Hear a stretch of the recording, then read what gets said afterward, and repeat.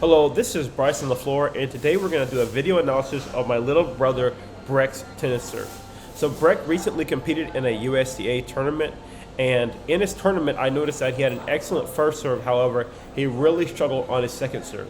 So we're going to break down the good and the bad of Breck's serve, and then we're going to break down how he can improve his technique so he can not only improve the quality of his first serve, but be able to hit great second serves as well. But before we get into that, I just want to mention that I created a free comprehensive serve course. So if you're looking to improve the quality of your serve, click the link below and enroll in the free serve course and learn how to hit incredible serves. The first thing that I want you guys to keep in mind is that Breck was a former quarterback of his high school football team, and in his role as a quarterback, he really learned how to have good throwing mechanics, and that's really aided him on his tennis serve. So although there's some technical inefficiencies on his tennis serve, he's able to compensate for them very well in other ways to be able to hit a great serve. And one of the ways he's able to compensate is he has an excellent racket drop. Okay, so notice Roger Federer on the above screen and how he is able to have a great racket drop. And a lot of the reason why Breck is able to have a great serve is because he's able to move into his racket drop position very, very well. So notice how the racket drop is when the racket drops right beside the head before contact of the ball. So when you're going to move into your tennis serve, you want to make sure you drop the racket.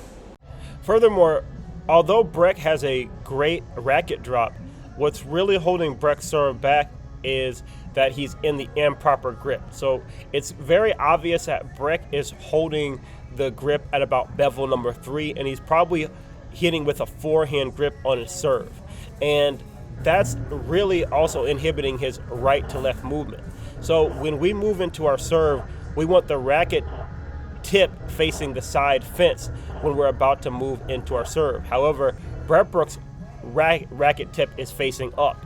So then when Breck goes right to left, he's automatically opening the racket face, and that's going to slow down the racket head speed through contact. Now, Breck is able to make up for this with his excellent racket drop and still able to serve extremely powerful serves. But what that's going to do is make his ball flight super inconsistent, and also since he's serving with a forehand grip, it's going to be impossible to hit a good spin second serve. So that's why he's really, really struggling with his second serve. So let's go deeper into this and talk about how Breck can improve these two inefficiencies in his serve. So after looking at Breck's film, it's evident that the main thing holding Breck's serve back is that he's not in his proper serving grip. He's making the same mistake that a lot of players make, where he's hitting the serve with a forehand grip, okay? And what that's doing is it's making him start with the racket tip facing the sky instead of the side fence, and he's not able to move right to left properly. And what that's going to do is dramatically inhibit his ability to be consistent, aim his serve. It's going to decrease the power, but most importantly, it's going to make it essentially impossible to hit a topspin serve where we brush up on the ball to create topspin. And if Breck cannot develop a topspin serve, he's going to be really inconsistent on his second serve and hit a lot of double faults, or just be in a situation where he just has to patty kick the ball over, and then your opponent can come off and be aggressive. And you're never going to be a great tennis player without a good second serve. All right? So what we need to do is we need to get into the continental grip and change that grip. All right? So the first thing that we have to understand is how the grip works. So the grip essentially is like an octagon with 8 sides. We want to count it. Bevel 1, bevel 2, bevel 3, bevel 4, bevel 5, bevel 6, bevel 7, and bevel 8, okay? Each side counts as one bevel, okay? Now, the continental grip is at bevel 2, so we want to count it. Number 1, number 2. This is the continental grip. Then we want to connect that knuckle and that heel pad to the continental grip, and now we're at our proper serving grip. And now that we're at our proper serving grip, it's going to be easy to keep that palm down, get that racket tip facing the side fence, and then properly move right to left and then efficiently move into our racket drop, okay?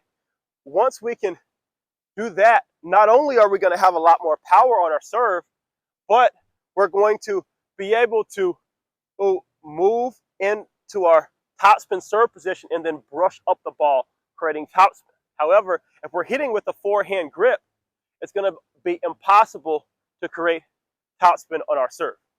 Okay, so make sure you're in your proper serving grip, and that can revolutionize your serve, because if you're not in your proper serving grip, pretty much many other important aspects of your serve are going to naturally break down.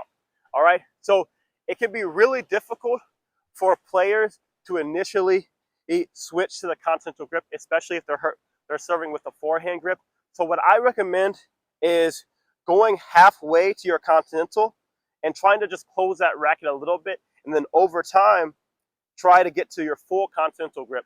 And if you can start to get into that continental grip, it's going to drastically improve not only your flat serve but your topspin serve.